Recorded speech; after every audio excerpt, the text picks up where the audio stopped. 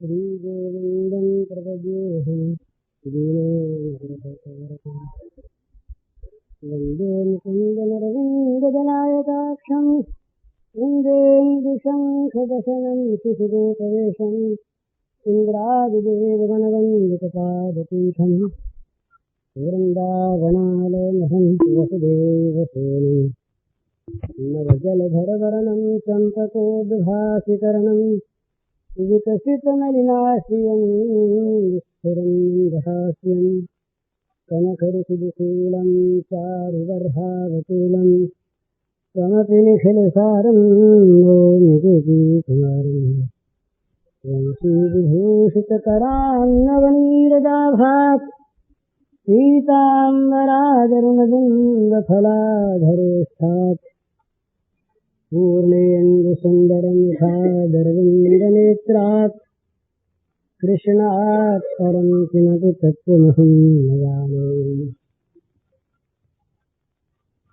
कई पर्चे हैं मेरे पास, तो भगवान की जैसी इच्छा होगी उनका उत्तर दिया जा सकेगा।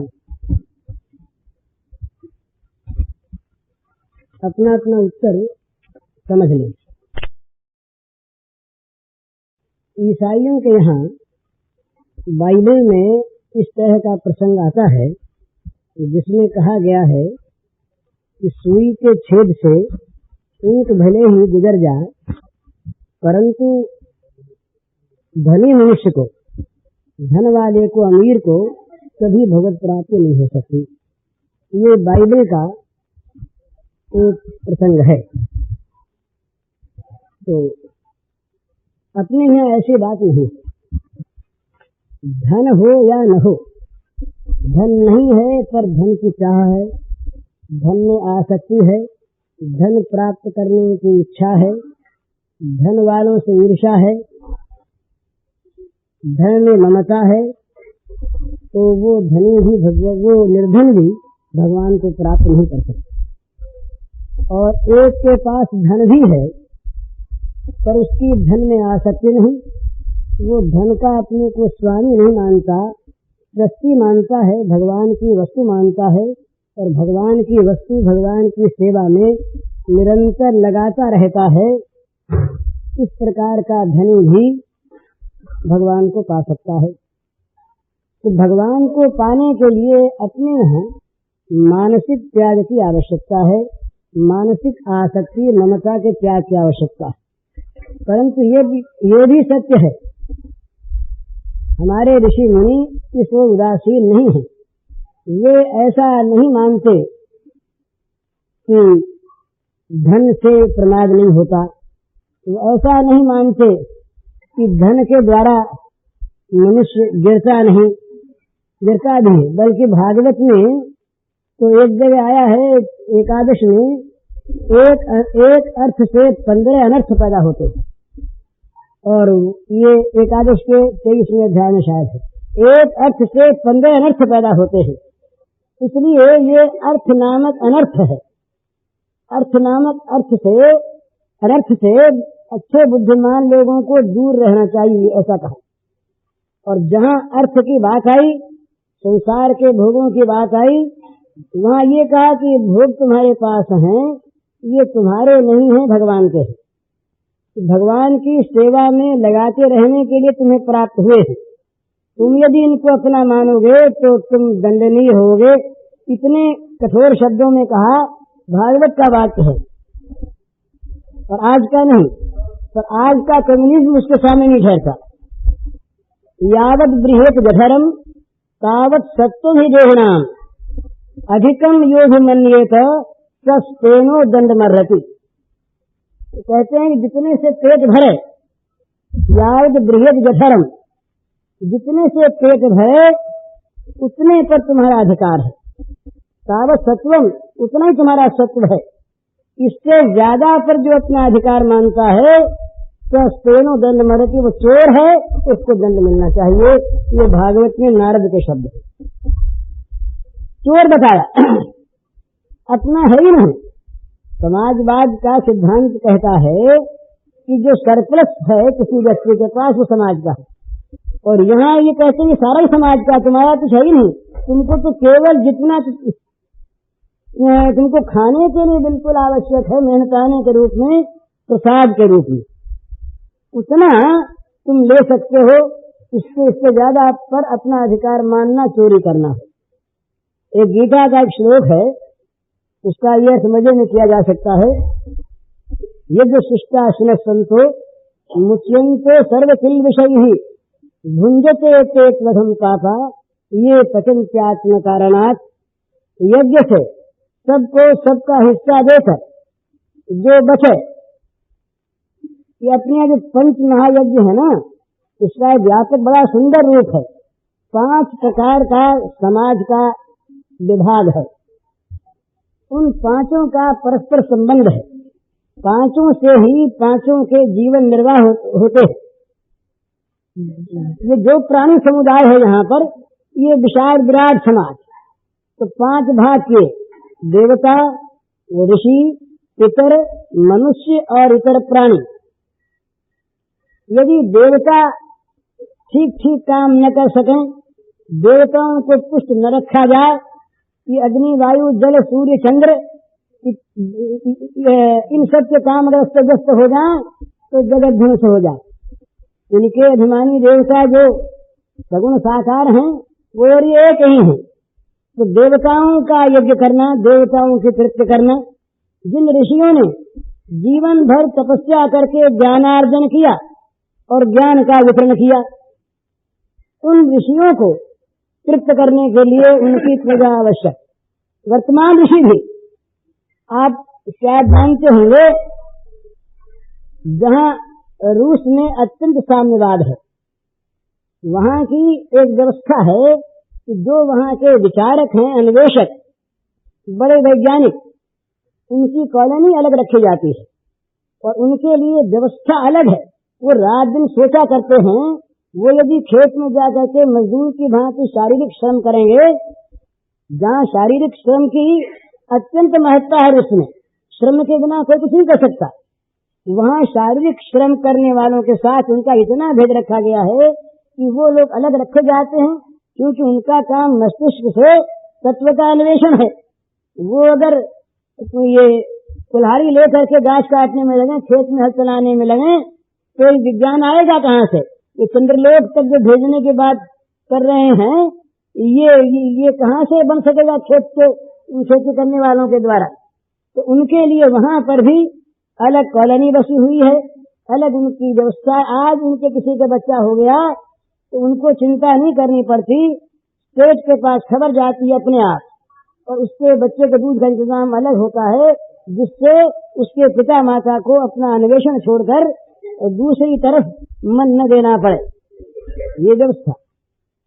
तो ये ऋषि यज्ञ है, ये ऋषि तर्पण है। ऋषियों को, जो वर्तमान ऋषि, जो अतीत काल के ऋषि, जिन लोगों ने जीवन भर तपस्या करके समाज को ज्ञान दिया, ज्ञानार्जन किया, ज्ञान दिया, एक भाग वो। तीसरा भाग पितर, हमारे जीवित पितर भी, हमारे पितृस्थानीय गुरुजन भी, और हमारे पूर्व काल के हुए ये हमारे पूर्वज भी, ये सब हमारे पितर, इनकी तृप्ति बड़ी आवश्यक। इनके बिना समाज में पालन हो ही नहीं सकता। इनका आशीर्वाद, इनकी कृपा, इनका स्नेह, इनका वात्सल्य, ये समाज का जो बाल समुदाय है, जो भविष्य में जाके बड़ा होने वाला है, उसकी रक्षा हो नहीं सकती अगर ये गुरुजन न संभालें। तो इनकी बड़ी आवश्यकता। इनका चौथे में मनुष्य। यदि मनुष्य ये कहे कि मैं अकेला अपना सारा काम कर लूंगा जीवन निर्वाह का, तो झूठ बोलता है या पागल है। अकेला मनुष्य कुछ कर ही नहीं सकता। उसको समाज के मनुष्यों की, अब सब तरह के लोगों की, मकान में रहना है तो बढ़ई की आवश्यकता है, कुम्हार की आवश्यकता है, खाना खेती करने वाले की आवश्यकता, जितने भी समाज के अंग हैं, जितने मानव हैं, सबकी आवश्यकता है। इनके बिना काम नहीं चलता। तो इनका एक भाग। पांचवा भाग है इतर प्राणियों का। जितने भी भगवान के जगत में श्रेष्ठ प्राणी हैं, चाहे उनका उपयोग हम न जानते हों, हमारा प्राणी विज्ञान इतना अधूरा हो कि उसे हम न पहचानते हों, परंतु भगवान की सृष्टि में निरर्थक प्राणी कोई नहीं। एक बार एक वैज्ञानिक ने ये लिखा था कि अगर दुनिया में सांप न होते तो जहरीली गैस इतनी फैल जाती कि दूसरे प्राणी जी नहीं सकते। तो सांपों का सृजन इसलिए कि सांप विषैली गैस, जहरीली गैस पीते रहते हैं, तो जहरीली गैस गोया फैलने नहीं पाती और उससे इतर प्राणी समाज की रक्षा होती है।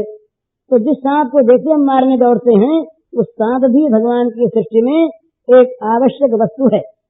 तो जितने ये देवता, पितर, ऋषि, मनुष्य और इतर प्राणी, इन सब का हमारी कमाई में हिस्सा है। क्यों? इन सब के द्वारा हम पाते हैं।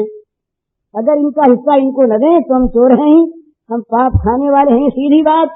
तो भगवान ने कहा यदि शिष्टासन संतो मुच्यन्ते सर्व किल विषय ही भुंजते ते त्वहम पापः ये पचन्त्यात्म कारणात्। अर्थात इन सबको इनका हिस्सा देकर जो बचा हुआ है उसको खाने वाला जो मनुष्य है, ऐसे जो लोग हैं, ये मुच्यन्ते सर्व किल विषय ही, समस्त पापों से ये मुक्त हो जाते हैं। पर जो केवल अपने लिए कमाते हैं, अपने लिए पकाते खाते हैं, वे पाप खाते हैं। आत्म कारणात् अपने लिए जो पकाते हैं, कमाते हैं, वे पाप खाते हैं। तो सबका हिस्सा सबको देकर बचा हुआ अवशेष ये व्यक्ति का सत्व हो, उस पर व्यक्ति की चीज हो। तो जिस समाजवाद की हम आज बात कहते हैं, साम्यवाद की, तो साम्यवाद और समाजवाद को अपने आप आ जाए तो साम्यवाद और समाजवाद की जो बुराइयां हैं, राग द्वेष, हिंसा, क्रोध, जलन, एक दूसरे से बैर, मिटा देने की इच्छा, कलह, ध्वंस, ये सब बंद हो जाए। सब में भगवान, सबकी सेवा, अपना काम, प्रत्येक वस्तु के द्वारा, बुद्धि के द्वारा, मन के द्वारा, पदार्थों के द्वारा परमात्मा का सेवन, अपना खाना भी उन परमात्मा की सेवा के लिए। खाएं क्यों? देशभक्त जो माने कि हम देश की उत्पन्न हुई इस वस्तु को इसलिए खाते हैं कि हमारा शरीर देश के काम आता रहे। बड़े सुंदर भावना, देश के लिए जिए। तो देश जिस भगवान में है उस भगवान के लिए जिए, उस भगवान के लिए खाए, बड़ी सुंदर भावना। इसलिए ये बात इतने विषय में तो ठीक है कि जो धनाभिमानी हैं, जो धन में आसक्त हैं, जिनको धन मद पागल बनाए हुए हैं, ऐसे लोग तो भगवान को नहीं पा सकते, सत्य है। और ये असंभव कल्पना जो होती है ना, ये भी एक प्रकार का अलंकार ही है। तुलसीदास जी कहते बारी मथे बरु हुए घर चिकता थे बरु तेल दिन भरी भजन अनुभव तरिय ये सिद्धांत तेल। जैसे कहते हैं रुई की नोक से भले हाथी निकल जाए, तो ये हमारे तुलसीदास जी महाराज कहते हैं कि चाहे बालू से घी निकल आवे, बारी मथे बरु हो, पानी से भले घी निकल आवे और चाहे बालू के पेरने से तेल निकल आवे, पर बिना भगवान के भजन के भव सागर से पार नहीं होते। तो ये बात ठीक है। जो धनमदांध हैं, जो धन के ही गुलाम हैं, जो धन के मद में उन्मत्त हैं, सचमुच उनके लिए भगवान की प्राप्ति असंभव। पर धन होना ही बुरी चीज नहीं। धन यदि भगवान की सेवा के लिए, तो उसकी भी पूजा, हमारे यहाँ तीनों की पूजा है। महालक्ष्मी भी हो, महासरस्वती भी हो, और समय पर वो निर्मुंड मालिनी महाकाली भी हो।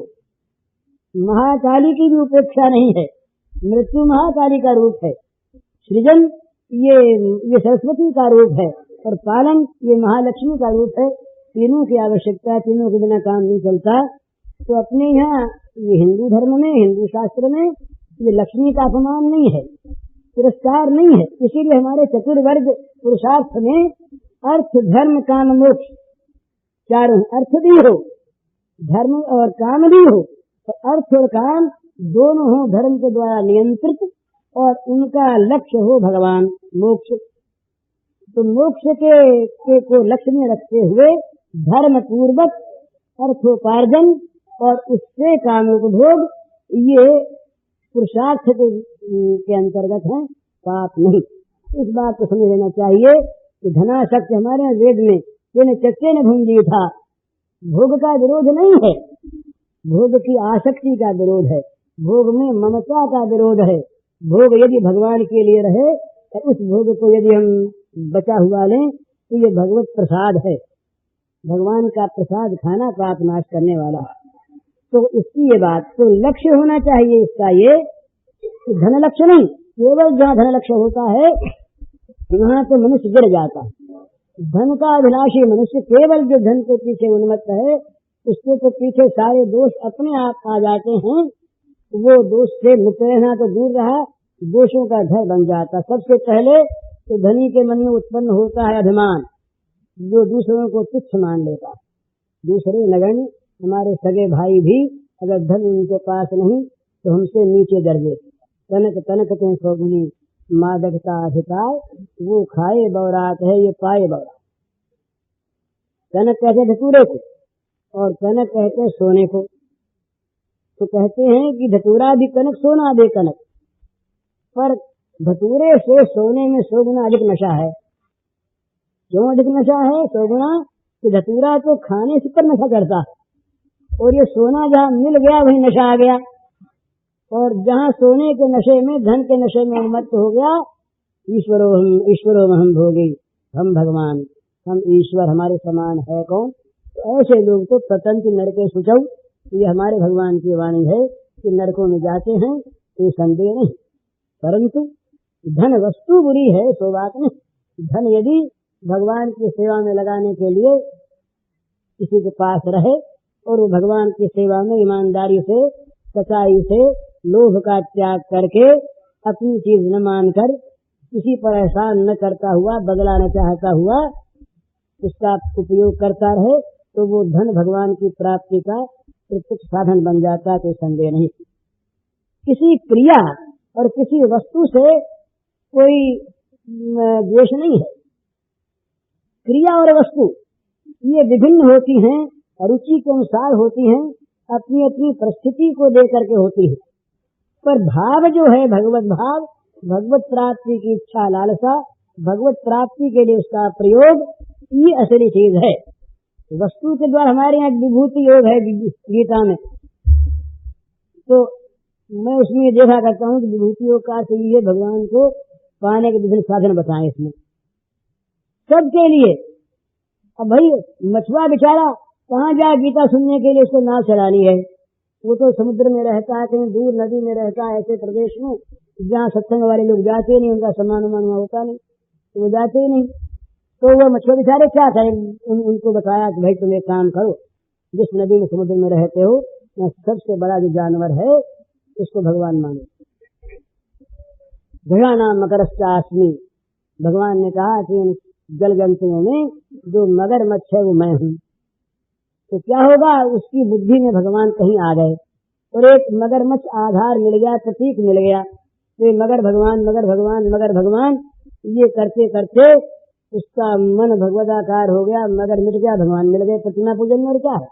इसीलिए हिंदू बुद्ध परस्त नहीं है। हिंदुओं पर जो लांछन लगाते हैं ये दूसरे धर्म वाले कि ये तो बुद्ध की पूजा करते हैं, पत्थर पूजने वाले हैं। हम कहाँ पत्थर पूजते हैं, हम कहाँ बुद्ध परस्त हैं, बुद्ध पूजते हैं। हम तो उस प्रतीक में भगवान को पूजते हैं। जहाँ की प्राण प्रतिष्ठा नहीं होती हम उसको भगवान नहीं मानते। वही मूर्ति जब तक दुकान में पड़ी है हम कहाँ उसको भगवान मानते हैं। घर में ले आए भगवान है ये मान लिया तो भगवान की पूजा शुरू हो गई। उस बुद्ध की नहीं, उस चित्र की नहीं, उस पत्थर की नहीं, उस लोहे की धातु की नहीं, भगवान की। तो जैसे वो भगवान, वो लोहा मिट्टी भगवान नहीं, यद्यपि वो भी उस तरह से भगवान ही है, व्यापक एक वस्तु तत्व के हिसाब से, पर वो चीज अलग रही। पर उसमें जो हमारी भावना है वो भगवान की भावना है। इसी प्रकार ये वस्तु कोई सी भी हो, क्रिया कोई सी भी हो, हमारा भाव यदि उसमें भगवत भाव है, भगवत की प्राप्ति का वो साधन है, तो हमारे लिए वो साधन बन के हमको वहां ले जाएगा, कोई संदेह नहीं। इसलिए धनी लोग धन के द्वारा भगवान को पूज कर भी, यदि पूजा के लिए हो तो, अभिमान न हो तो, आसक्ति न हो तो, ममता न हो तो, उसको भगवान की पूजा की सामग्री ही माने तो उस धन के द्वारा भगवान को पूज कर भगवान को पा सकते हैं, कोई संदेह नहीं। इसमें भगवान की पूजा होनी चाहिए और धन भगवान की चीज मानी जाइए, पूजा की सामग्री। तो इस दृष्टि से वो भगवान की प्राप्ति भाव से होती है, किसी वस्तु से उसमें आपत्ति भी नहीं आती और किसी वस्तु से उसमें कोई खास सीधी सहायता मिल जाए ऐसी बात भी नहीं। हम यदि दिन भर नाम ही जपें, एक नाम से भगवान उद्धार कर देते, कोई संदेह नहीं, परंतु हम नाम को दिन भर बेचते चले जाएं, दिन भर बेचते चले जाएं नाम को। एक रहा, एक महात्मा थे, तो उन महात्मा के पास एक सज्जन जाया करते। तो नाम महिमा का प्रसंग है बड़ा सुंदर भाव देखने का। तो एक महात्मा के पास एक सज्जन जाया करते, बहुत दिन हो गए, तो महात्मा ने कृपा की, कृपा करके उनसे एक दिन कहा कि देखो हम तुमको गुप्त मंत्र बताते हैं, किसी से कहना मत, तुम्ही को देते हैं, बड़ा गुप्त है और बड़ा मूल्यवान है, किसी को देना देना मत, भला इसको बेचना नहीं कभी। बोले अच्छी बात गुरु जी, बोले बताओ। तो बड़ी भूमिका बांधने के बाद राम कह दिया कान में, बोले राम। तो ये गुरुदत्त मंत्र की महिमा क्यों है, दीक्षित मंत्र की? यदि ठीक ठीक वो मंत्र हो और ठीक ठीक अगर वो देने वाले वो अज्ञान का अपहरण करने वाले गुरु हैं, तो मंत्र कोई सा हो उससे लाभ होता है, और नहीं तो कान फूंकवाते रहे और कान फूंकते रहे, कुछ होना जाना नहीं है, कुछ नहीं होता। तो राम कह दिया तो वो गया, बाहर निकला, वो मंत्र मिल गया। अब लोग आ रहे थे गंगा नहा करके, जहाँ का सब राम राम राम राम करें, तो संदेह हो गया मन में कि गुरु जी ने कहा गुप्त मंत्र, और ये तो गुप्त है नहीं, सभी लोग जानते हैं, इसमें कौन बड़ी बात। अरे हम भी राम राम तो घर में बोला करते थे, क्या मंत्र बताया? तो गुरु जी के पास गया, बोले गुरु ये तो सब जानते हैं इसको महाराज जी, और इसमें कोई आपने कहा बेचना नहीं, बताना, हम तो समझे नहीं इस बात को, मामूली चीज। बोले अच्छा तुम तो फिर बताएंगे, पहले हमारा काम करो।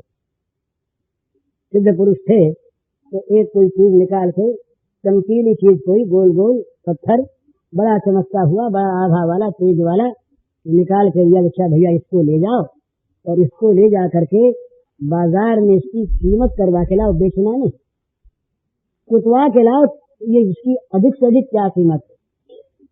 चला वो लेकर के, तो सबसे पहले गया तो एक सब्जी बेचने वाली मालिन बैठी थी, वो आगे बैठी, उसके पास गया, जाके बोला, बोले ये भैया ये हमारे पास ये पत्थर चमकीला है, तुम लोगी? उसने कहा हाँ ले लेंगी। तो कहा क्या दोगे? उसने सोचा कि ये बड़ा चमकीला सा पत्थर है, बढ़िया गोली है, बच्चे खेलेंगे और आनंद करेंगे। तो बोले भाई हमारे पास साग है, साग से दूसरे तुम ले जाओ। तो उसने कहा अच्छी बात है, तुमने इसके बदले में साग देना स्वीकार किया, तो मैं जरा घूम के आता हूँ पीछे। आगे गया वो किसी पसारी की दुकान पर पहुंचा, ये साधारण चीजें बेचने वाला, उनके पास गया, जाके बोला कि इसकी क्या कीमत तुम लोग? बढ़ा ले लेंगे। तो उसने भी ये देखा है बड़ा सुंदर, 2-4 रुपए शायद इसके उड़ जाए, कहीं कोई आ जाए, चमकीला है। तो कहा क्या दोगे? बोले ये मसाला है, नून मिर्च है, ये तुम ले जाओ 2-4-5 दिन के लिए, ₹2 का। उसने देखा ये मूल्य को बढ़ रहा, 2 सेर सब्जी के बाद ये तो ₹2 आ गया। आगे बढ़ा तो सुनार के पास गया, सुनार से कहा कि इसको तुम लोगे? वो कुछ काम करने वाला था। उसने देखा कि है तो बड़ी चमकीली चीज, असली चीज तो ऐसी हो नहीं सकती, तो अपने इसको 100-200 रुपए में बेच देंगे, और शायद ज्यादा दूर जाए। तो उसने कहा कि 50 रुपए देंगे। अब कहाँ दो, कहाँ एक साथ 50 हो गए। आगे बढ़ा वो किसी एक व्यापारी के पास गया, उसने देखा कि भाई ये हीरा तो इतना बड़ा और इतना अच्छा कहीं मिलता ही नहीं, संभव चीज है, ये कोई उखराज है, गोल तराशा हुआ, इतना चमकीला बड़ा अच्छा, तो कोई धनी इसको ले जाएगा और अपने घर में रख लेंगे। अरे पैसे वाला आदमी अगर कांच भी पहन ले तो लोग कहेंगे हीरा पहने, और गरीब आदमी को हीरा पहन ले तो कहेंगे कि हीरा कहाँ से आया इसके पास। तो अपने घर में इसकी अंगूठी बना लेंगे तो लोग कहेंगे इतना बढ़िया हीरा। तो उसने कहा 1000 रुपया देंगे। अब 1000 हो गया, तब वो आगे बढ़ा, एक जौहरी के पास गया, जौहरी को उसने दिखलाया। जौहरी ने देखा ये तो चीज बड़ी असली, इसकी तो कीमत न मालूम कितने लाख। उसने कहा 2 लाख रुपए देंगे। 1000 से 2 लाख हो गया। अब वो और आगे बढ़ा, एक बड़े प्रसिद्ध जौहरी थे, सबसे बड़े, उसके पास गया। उसने देख करके पहचान लिया।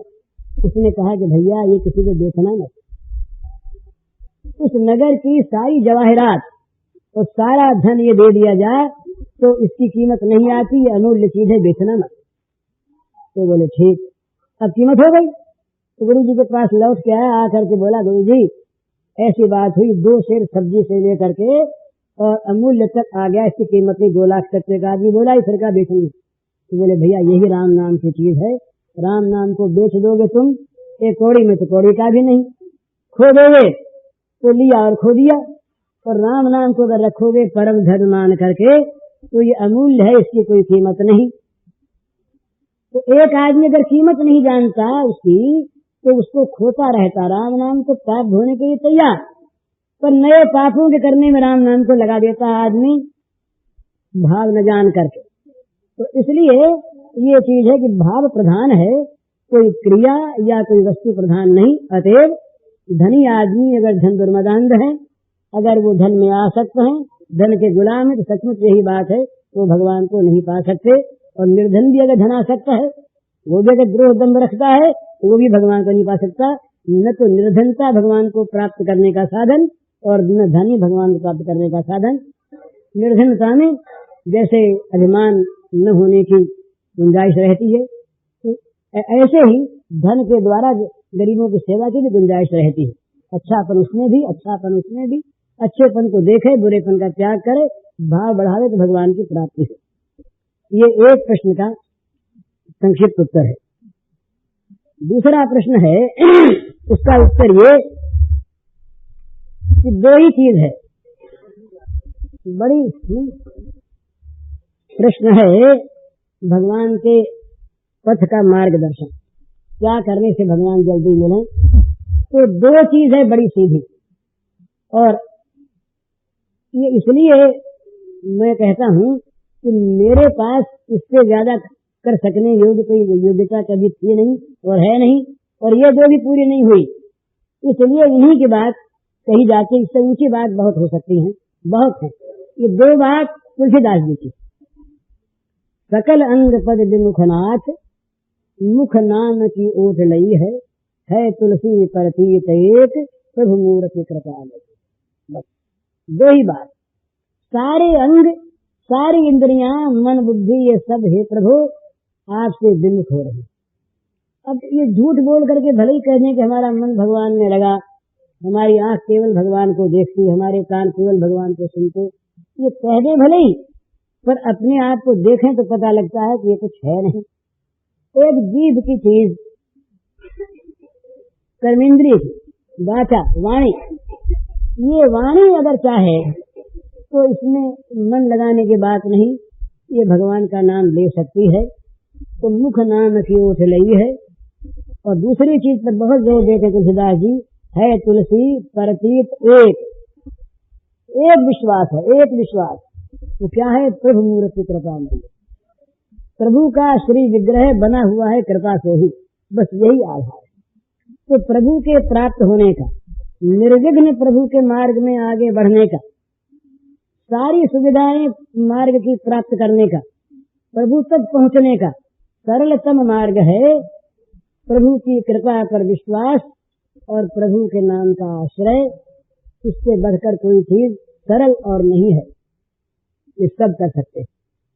बड़ी बारीक बुद्धि की आवश्यकता नहीं, बहुत सूक्ष्म ज्ञान की आवश्यकता नहीं, बड़े व्यय की आवश्यकता नहीं, चलते फिरते, उठते बैठते, सोते जागते, सब समय जीभ से भगवान का नाम लें और मन में ये विश्वास कर ले कि भगवान की मुझ पर अनंत अनंत अपार कृपा नित्य निरंतर बरस रही है। उस कृपा के द्वारा मैं सराबोर हूँ, आगे पीछे, बाहर भीतर, ऊपर नीचे, रात को दिन को, सोते जागते, जंगल में, घर में, सर्वत्र सर्वदा मुझ पर भगवान की कृपा बरस रही है। उसी में मैं सिक्त हूँ, भीगा हुआ हूँ निरंतर, डूबा हुआ हूँ निरंतर। भगवान की कृपा के क्षेत्र से मैं कभी बाहर निकल नहीं सकता। ये है प्रभु को प्राप्त करने का सरल मार्ग, सीधा मार्ग, और इसको सब अपना सकते। कोई भी ऐसा प्राणी नहीं, न करना चाहे वो तो कुछ भी नहीं कर सकता, न करना चाहे उसके लिए तो कोई बात नहीं, करना चाहे तो भाई एक आदमी ये कहे, एक युक्ति संगत बात है कि 1000 रुपये आज मैं कमा लूंगा, तो वैसा ढंग बैठे न बैठे। पर एक आदमी ये कहे कि जीभ के अगर लकवा न मार गया तो 1000 नाम में ले लूंगा, और वो अगर लेना चाहे तो ले सकता है। रुपया नहीं कमा सकता पर 1000 नाम ले सकता है। जिह्वा तो वशवर्तिनी, जीभ हमारे वश में, और जीभ काम करती, जीभ बोलती, तो उस जीभ के द्वारा हम भगवान का नाम लें, हमें कौन रोकता। तो जीभ के द्वारा भगवान का नाम, मुख से मन लगे, निष्काम भाव हो, प्रेम हो, गुप्त हो, ये सर्वोत्तम। पर ये अगर न हो तो भाव कुभाव अनख आलसहु, नाम जपत मंगल दिशदसहु। बिना श्रद्धा के विषय श्रद्धया हेलयावा भृगुवर नरमात्रम तारयेत कृष्ण नाम। श्रद्धा से हो सकता भी करेगी तम श्रद्धया हेलयावा, एक बार भी करेगी अच्छी तरह से गा लिया जाए मन से भगवान का नाम। श्रद्धया हेलयावा, मन से गावे, चाहे गावे श्रद्धा से ही, श्रद्धा में। अब हेलना से गावे तो क्या होगा, नरमात्र तारयेत कृष्ण नाम। मनुष्य मात्र को, वो भक्त है या नहीं, श्रद्धालु है या नहीं देखेगा, वो नाम अपनी शक्ति से उसे तार देगा। नरमात्रम तारयेत कृष्ण नाम सांकेत्यम पारिहास्यम वा शोभम खेलनमेव वा। संकेत से ये अजामिल के उपाख्यान में ये आया है श्रीमद् भागवत में। संकेत से परिहास दिल्लगी में, राम राम राम राम। अपने यहाँ बड़ी अच्छी कथा थी महाराज, अब दूसरी चीज आने लगी, ये चीज छूट गई। अब जब बच्चों के नाम भी रखेंगे तो भगवान पर नहीं रखेंगे, कोई फूल का नाम, कोई पेड़ का नाम, ऐसा नाम रखेंगे। भगवान का नाम अब राम कृष्ण दामोदर हरि, बड़ी महत्ता है। अजामिल का इतिहास देखिए, एक क्षण के बुरे संग से अजामिल डूबा, इसलिए दुष्संग सर्वथैव त्याज्य, बुरी चीज का कभी क्षण भर के लिए सेवन न करे। ब्राह्मण का लड़का था, नौजवान, वेदों का जानने वाला, स्वाध्याय करने वाला, मातृपितृ भक्त, अपने पिता के लिए समिधा लाने जाता था जंगल में, होम की लकड़ी वो लेके आता था। एक दिन एक बुरे मोहल्ले से निकल गया, उस मोहल्ले में कोई चीज उसकी आंखों में पड़ी, उसके मन का शैतान जाग गया और वो पतित हो गया। सारे धर्म कर्म उसके विलुप्त हो गए, छिप गए सारे। तब जीवन उसका ब्राह्मण का नहीं रहा। अब बच्चे उसके हुए, पर वो संस्कार थे। एक बच्चे का नाम रख लिया नारायण, अंतिम बच्चा था। अब खामखा नारायण नाम रख लिया बच्चे का, तो नारायण नारायण न मालूम वो दिन में कई बार बोलता, तो नारायण के नाम का उच्चारण होने लगा। बुद्धिवादी लोग कहेंगे ये सब गप है, उनके लिए गप है, पर सत्य तो सत्य ही है। तो नारायण नाम रख लिया, न मालूम कितनी बार उच्चारण हो, संकेत से। ये नहीं कि वो भगवान बोलकर, भगवान समझकर नहीं, बच्चा समझकर नारायण का नाम उच्चारण हो। मरने लगा, यम के दूत सामने खड़े दिखाई दिए, बड़े बड़े विकट, डर गया वो। अब वो बच्चा था बड़ा प्यारा, छोटा बच्चा अंतिम, तो नारायण नारायण, अरे नारायण, अरे नारायण, ये कौन आगे नारायण नारायण कहा। तो नारायण के जो संसार में विचरण करने वाले भगवान के पार्षद दूत, वो वहां थे ही, आ गए। देखा तो यमदूत इसको पकड़े हुए है और संतुष्ट कर रहे हैं, भय दिखा रहे हैं। दूतों ने कहा छोड़ दो, छोड़ो। उनका छोड़ने का हमारा शिकार है, हमारी चीज है, जीवन भर पाप की। दूतों ने कहा कि तुम लोग धर्म जानते नहीं, जिसके जीवन में अंत में मुंह में भगवान का नाम आ गया, नारायण का नाम आ गया, वो क्या पापी रहे। शास्त्रार्थ कौन करता, वो अनंत बल था विष्णु पार्षदों में, भगा दिया उनको, चले गए सब, भाग गए। पहुंचे यमराज के पास, बोले महाराज आज तो हमने जीवन में एक नया अनुभव किया। क्या किया भाई? बोले आज तक मानते थे कि आपसे बड़ा कोई हाकिम है ही नहीं, सब अधिकारी आप, जिसको चाहते हम पकड़ लाते, कोई बोलने वाला नहीं रहा। आज तो बोले 4-4 हाथों वाले ऐसे लोग कोई आए, वो नव नील नीरज वर्ण उनका, नए नए नील घनश्याम, 4 हाथ शंख चक्र गदा पद्म लिए हुए, चमकते हुए सब के सब। और हमारी बात सुनी नहीं, हमने कहा भाई ये बड़ा पापी है, बड़ा दुष्ट है, काटो यहाँ से, नहीं तो मार के भगा दें। हम लोगों को भगा दिया तो ये बात क्या हुई, आपसे कोई बड़ा है क्या? तो सावधान रहे आइंदे से कहीं जाने आने में, जरा समझ के काम करें। तो यमराज ने कहा एक बड़ा है और वो सबसे बड़ा है, उसी के शासन में ये सारे लोकपाल सब काम कर रहे हैं। सूर्य, चंद्रमा, यम, कुबेर, वरुण, अग्नि, ये सब के सब उसी के शासन में, उसी के भय से सब क्रियाशील है। तो उसका नाम किसने लिया नहीं? तो भैया अब आएंगे तुमको बता देते हैं पहचान, तो उसका नाम कोई ले ले, वहां मत जाना, इतर मार खाओगे, समझे? तो कहा कैसे ले ले? वादे संकेत संपार्यासम हुआ तो हम भेड़ ले हुआ, संकेत से नाम ले ले, इसी राग अलापने में नाम ले ले, दिल्लगी में नाम ले ले, किसी पद की पूर्ति में नाम ले ले, कैसे भी अवहेलना से नाम ले ले, वो सारे पापों का नाश करने वाला है। वस्तु शक्ति उसकी, वस्तु शक्ति है उसकी।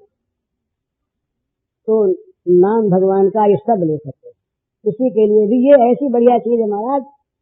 कुछ नहीं, घर में कब झगड़ा होगा कि जब हम घर का काम नहीं करेंगे।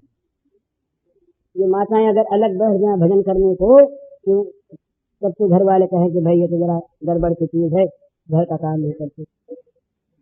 और जीभ से नाम चलता रहे और शरीर से काम होता रहे, सब खुश।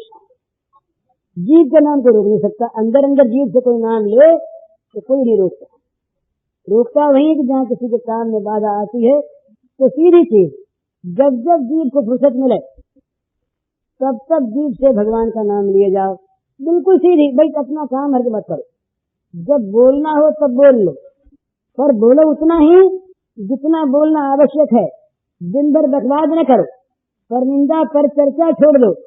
या तो घर के काम की बात जितनी बोलनी आवश्यक हो उतनी बोलो, और शेष समय जब जीभ खाली रहे तब तब जीभ के द्वारा भगवान के नाम को रखो। न किसी का हर्ज है, न अपने कोई दिक्कत आई।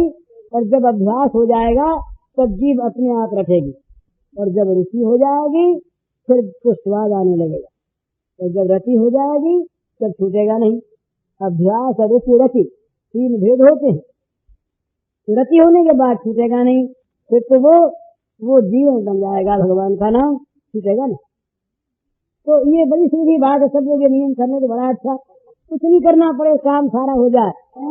जीभ को फुर्सत के समय भगवान के नाम में लगा दो, काम के समय मत लगाओ बाबा, कोई बात नहीं, काम हर्ज मत करो। लेकिन इससे फिर ये होगा, पर निंदा छूटेगी, पर चर्चा छूटेगी, व्यर्थ के बाद छूटेगी, झूठ कम हो जाएगा, नहीं रहेगा, मिट जाएगा, और वाणी पर भगवान आकर के बैठ जाएंगे जिह्वा पर, सारा काम हो जाएगा। भागवत ने कहा अहो बदसुतो तो गरीयान ये जिह्वाग्रे वर्षते नाम तुभ्यम ते पुस्तकस्ते जिह्व शक्तिवार्या ब्रह्मानुसुर ज्ञान गणन थे। ये देवहूति जी के वाक्य हैं। तो कहते हैं कि जिसके जीभ की नोक पर आपका नाम नाचने लगा वह चांडाल भी। अहो बदसुतो तो गरीयान वो महान श्रेष्ठ हो गया चांडाल, जिस चांडाल के जीभ के अग्रभाग पर आपका नाम रहता है। एक तपस्या जिह्व शक्तिवार्या, इसने सारे तप कर लिए, सारे यज्ञ कर लिए, सारा वेदाध्ययन कर लिया, स्वाध्याय कर लिया, और सब यज्ञ कर लिए, जो आपका नाम लेता है।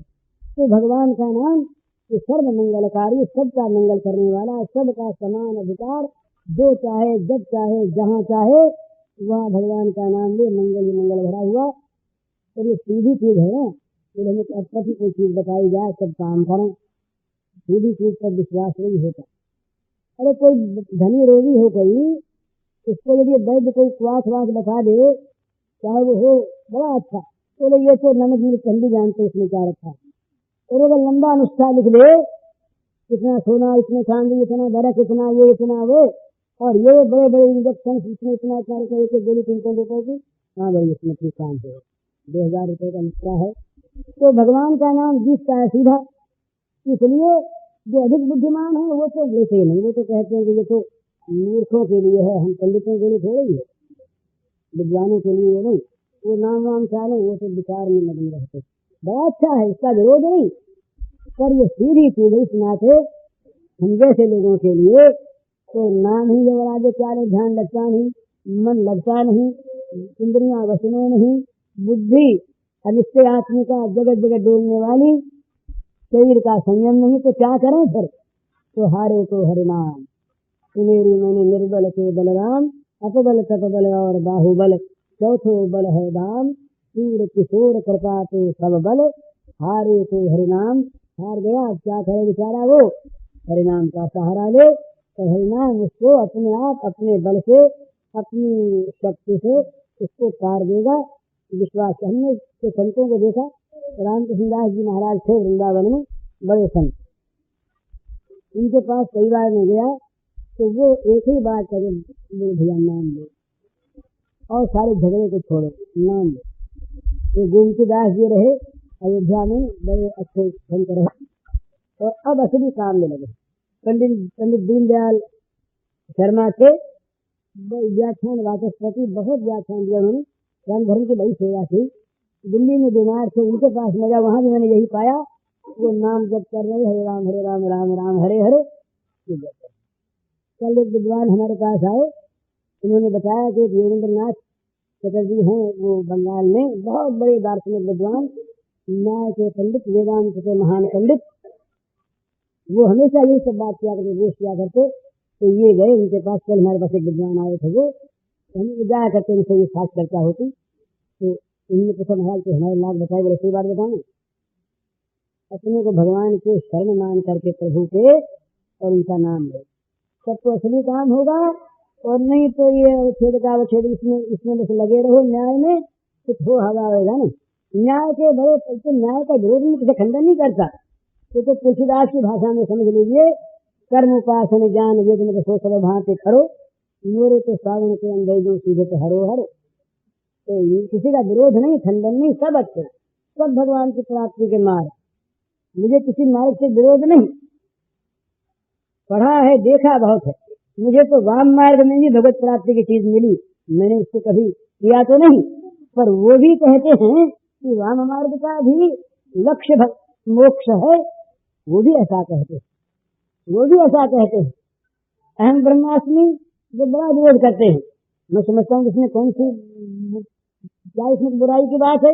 ये क्षुद्र अहम यदि महान अहम में जा करके विराजित हो जाए, और ये क्षुद्र अहंकार उस महान अहंकार जो सच्चा अहम है एक ही, उसकी भाषा में कहे कि मैं ब्रह्म हूँ, तो क्या इसमें झूठ थोड़ी कहता, झूठी बात थोड़ी। पर अपनी अपनी अलग अलग चीज, अपना पति अपनी पति होता है, सब पति अच्छे, और जो सरल होता है उसके लिए कभी स्वीकार करते हैं, चाहे उसको अपने लिए योग्य न समझें। ये तो कहेंगे कि भाई ये नाम जप है, ये सरल साधन है, मंद अधिकारियों का है, नीचे दर्जे वालों का है, पर सरल तो है। तो सरलता के हिसाब से इसको देखें तो भगवान का नाम है। दूसरी बात, दीनों के लिए क्या है? दीन बंधु की तरह, और कुछ नहीं। तो है तुलसी पर तीत एक, प्रभु मूर्ति कृपामयी है। तुलसी जी को एक प्रतीक है, एक विश्वास है। वो कहते हैं कि भगवान की मूर्ति, भगवान का श्री विग्रह, भगवान का देह, भगवान का शरीर, भगवान ये बने हुए हैं कृपा से ही। इनमें जिस तरफ देखो कृपा भरी है, जहाँ देखो कृपा भरी है, जब देखो कृपा भरी है। उनके प्रत्येक कार्य में, प्रत्येक लीला में, प्रत्येक विचार में जीव का स्वाभाविक कल्याण होता है, क्योंकि ये कृपामय है। भगवान किसी पर अकृपा नहीं कर सकते, उनकी कृपा ऐसी विलक्षण। महाराज जब ये किसी पर गुस्सा हो गए और कहा मारेंगे, चक्र लेकर के लगे दौड़े मारने की, कृपा ने कहा महाराज मारो, तो आपके मारते इसे पहुंचा दूंगी आपके धाम में। उनकी कृपा हमेशा ये कहती रहती भगवान से कि देखो मारो, पर मैं खड़ी हूँ यहाँ पर, इसे ले जाऊंगी मैं, आपके धाम में छोड़ूंगी नहीं। भगवान कहते अच्छी बात है, तुम अपना काम करो, हम अपना काम करते। तो तमाम असुरों का इस प्रकार का वर्णन आता है कि जो भगवान के हाथ से मरे तो भगवान को प्राप्त हुए। क्यों प्राप्त हुए? उनकी कृपा शक्ति ऐसी ही है, वो कृपामय है। उनके मारने में भी तारना होता है, ये कृपा उनकी, क्योंकि वो कृपा के सिवा दूसरी चीज कर ही नहीं सकते। अरे अमृत कोई तो मारेगा कैसे? जो अमृत ही है वो मार नहीं सकता। इसी प्रकार कृपा में भगवान किसी पर अकृपा नहीं कर सकते। प्रभु मूर्ति की कृपा नहीं है और दीनों का संबल, दुखियों का बल, अपाहिजों की ताकत, दूसरी क्या है? वही है। बस उस मालिक के चरणों में अपने को डाल दे और उससे कह दे अब बस तुम ही हो, तुम्हारे सिवा मुझे बचाने वाला, मुझे तारने वाला कोई नहीं, तुम्हारी कृपा ही मेरा आश्रय है, तुम्हारी कृपा के द्वारा ही मैं कर सकूंगा और कुछ नहीं। बल्लभ संप्रदाय का मंत्र बड़ा सुंदर है, ऐसा बढ़िया मंत्र है अष्टाक्षर में बल्लभ संप्रदाय, श्री कृष्ण शरणम मम, यही मंत्र है। श्री कृष्ण ही हमारे एकमात्र आश्रय है। उनका जो पुष्टि मार्ग है, पुष्टि इसका अर्थ है कृपा। भगवान की कृपा का ही भरोसा है और कोई भरोसा नहीं और कोई अवलंबन नहीं। अन्य आश्रय का त्याग करके भगवदाश्रय हो जाए, कृष्णाश्रय क्यों हो जाए कि श्री कृष्ण परम कृपालु हैं, कृपा करना उनका स्वभाव और मेरे एकमात्र श्री कृष्ण ही आश्रय। तो ये दूसरा सवाल, उसका उत्तर ये कि भगवान की कृपा का आश्रय। अरे मजबूत लोग हैं, वीर लोग अपना जाए वो लोग चाहे कैसे जाए, पर जो कमजोर हैं, लूले हैं, लंगड़े हैं, अपाहिज हैं, क्या उनके लिए भगवान का द्वार बंद रहेगा? क्या उन दीनों के लिए, उन गरीबों के लिए, अपाहिजों के लिए भगवान अपना दरवाजा बंद कर लेंगे तुम ना आओ? क्या उनके लिए उनकी डोली नहीं आवेगी उनको लेने के लिए? हैं? तब तो फिर उस बल की, उस ताकत की महिमा है, चाह की महिमा कहाँ है? एक दीन यहाँ पर पड़ा करा रहा है, दीन बंधु के नाम पर रो रहा है और दीन बंधु ये कह दे कि तुम दीनता को बदल कर और उसके बाद तुम मेरे पास आओ, वो बदल सकता ही नहीं। तो ये तो भगवान का उसके साथ अन्याय होगा। तो ऐसा भगवान नहीं करते, दीन बंधु भगवान ऐसा नहीं करते। वो तो दीनों को, अपाहिजों को, दुर्बलों को, रोगियों को जहाँ देखते हैं उनके घर पहुँचते हैं, उनको उठाकर गले लगाते हैं और इसमें उनको जो मजा आता है वो मजा उन्हीं को आता है। इसलिए उनके नाम विख्यात हो गए महाराज दीनबंधु, पतित पावन, अशरण शरण, ये उनके विख्यात नाम हैं। क्यों हैं? कि उनका स्वभाव है ये। वो गिरद है तो पुनीत परिहरी, कामरन पर प्रीति, ऐसी कौन प्रभु की रीति। प्रभु की क्या विचित्र रीति है, अपने विरुद्ध के लिए, अपने स्वभाव की वृत्ति की रक्षा के लिए वे भगवान पुनीतों का परित्याग कर देते हैं। पुनीत तो कर जाएंगे अपने आप। अरे बड़ा लड़का है, इसकी अंगुली पकड़ के ले जाने की आवश्यकता, चलने लगा इसको गोद लेने की आवश्यकता, पर जो चल नहीं सकता बच्चा उसको ले जाना है कहीं, तो माँ ये कहेगी कि तुम जब चलने लगोगे तब ले जाऊंगी, इतने मैं तो जाती हूँ कहीं और तुम पड़े हो यहीं पर। कोई माँ ऐसा कहती है, बड़े स्नेह से धीरे से उठाकर माँ गोद ले लेती है, गले लगा लेती है, चिपका लेती है और जहाँ जाती है वहां उसे आराम से ले जाकर खिला देती है। तो क्या भगवान माँ से भी गए भी नहीं? तो भगवान दीन बंधु, भगवान कृपामय, करुणामय, करुणा सागर, कृपा समुद्र, कृपा निधि, कुछ भी कह दो उनको, ये भगवान दीनों के आश्रय हैं, दीनों के धन हैं, दीनों की संपत्ति हैं। जो कुछ नहीं कर सकते उनका सारा काम वो कर देते हैं। जार केहो ना आए तुम यहाँ सोता, बड़ा सुंदर गीत है बंगला का। वो कहते हैं कि आमी सुने की है त्रिषाहारी, तुम येने दाओ तारे प्रेम अमृत, कृषि तो बेचा है बारी, जो प्यासा होकर हे प्रभु तुम्हारे सामने रोकर तुमसे जल मांगता है, तुम उस जल मांगने वाले को दे देते अमृत, जड़ी दे के नहीं डाल देते। हम सुने की है त्रिषाहारी, ये त्रिषाहारी मैंने सुना है, तुम येने दाओ तारे प्रेम अमृत, कृषि तो बेचा है बारी, जो जल चाहता है प्यासा होकर, प्यास होनी चाहिए, जल चाहता है तुमसे, इसको तुम प्रेमा में खिला देते हो। जार केहो ना आई तुम यहाँ छोटा, जिसका कोई नहीं है उसके तुम हो। तो ये भगवान निर्धन के धन, निर्बल के बल, अशक्त की शक्ति, पामर के प्राण, दीनों के आश्रय, जाहि परम प्रिय खिन्न, जिनको खिन्न लोग परम प्यारे, उन भगवान की कृपा का आश्रय करो, विश्वास करो और बड़े सरल भाव से उन भगवान का नाम न लगे मन, न लगे बुद्धि, केवल जीभ के द्वारा रटते चले जाओ। बस जतिनाम सब दिन श्रम तरहि भव, नाथ सो समरामी है। विश्वास होना चाहिए, विश्वास करी सब आस परिहरी। किसकी आशा करें, कौन देगा हमें, बल नहीं हमारे पास। विश्वास करी सब आस परिहरी, दास तब जो हुई रहे। जतिनाम सब दिन श्रम तरहि भव, नाथ सो समरामी है। तो ये बड़ी सुंदर चीज है, भगवान का नाम और भगवान की कृपा का आश्रय। इसके अधिकारी कौन, जो अपने को अधिकारी कह दे वही। औरों में तो भाई इतना इतना करना पड़ता है, इतना ब्रह्मचर्य पाले, इतना वो तप करे, प्राणायाम इतनी मात्रा में हो, विरोध किसी का नहीं, सब ठीक। पर सब में कोई न कोई एक संख्या है, एक शर्त है, एक परिमाण है, और इसमें कुछ नहीं। जो चाहे वही तो कृपा मान ले, और जो चाहे वही नाम ले ले। कोई भी वो मानव मात्र कोई भी हो, जो भगवान का नाम ले, पुरुष नपुंसक नारी नर जीव चराचर को, कोई भी हो, भगवान के नाम लेने का सबको अधिकार। और भगवान की कृपा हम सब की संपत्ति, भगवान की कृपा हम सब का धन है भला, उस पर हमारा स्वाभाविक अधिकार है, हमारी अपनी चीज है। भगवान की कृपा हमारी अपनी चीज, हमारे लिए तो है। उनकी कृपा और है किसके लिए, दीन, जो दीन बंधु हैं, उन दीन बंधु की शक्ति, दीन बंधु का धन है किसके लिए, दीन के लिए, नहीं तो दीन बंधु का है क्या। अरे प्रकाश है क्यों, अंधकार का नाश करने के लिए। प्रकाश है क्यों, अंधकार का नाश करने के लिए। भगवान दीन बंधु है क्यों, दीनों के दैन्य को खोने के लिए।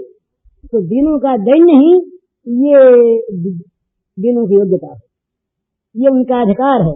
उसी अधिकार से वो भगवान की कृपा संपत्ति पर, कृपा धन पर अपना अधिकार मानते हैं। वो कहते हैं कि आपकी कृपा हमारी चीज है, आपकी कृपा तभी सार्थक है जब वो हमारे काम आती है। आप जब आपके काम आते रहे तो ये तो भोगी का धन है, भोगते रहो अपने आप। दयालु का धन जो है वो तो दीनों के काम आता है। तो भगवान की कृपा हम दीनों की संपत्ति, हम दीनों के अधिकार की चीज। इस प्रकार से भगवान की कृपा पर भरोसा करें और भगवान का नाम लेते रहें जब फुर्सत मिले। ये दूसरे प्रश्न का उत्तर है। तीसरा प्रश्न है, ये है यही प्रश्न है। वो कहते हैं श्री राधा जी के प्रेम वैचित्र दशा का वर्णन करने की कृपा करें। ये याद रहेगा और राधा जी की कृपा होगी तो कल, नहीं तो नहीं।